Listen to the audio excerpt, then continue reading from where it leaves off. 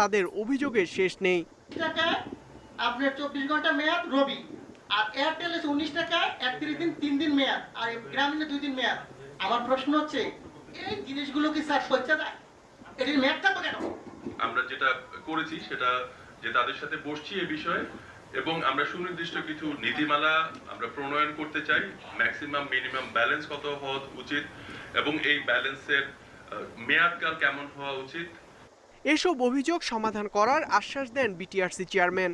আমরা একটি কমিটি করে আসলে আমাদের বিটিআরসির কি করণীয় আছে এখানে, সেই করণীয়গুলি নির্ধারণ করে আমরা চেষ্টা করব আপনাদের যে আকাঙ্ক্ষা একটি নিরবিচ্ছিন্ন কোয়ালিটিফুল টেলিকমিউনিকেশন সিস্টেম বিটিআরসি শেষ পর্যন্ত ওই জায়গায় থাকবে।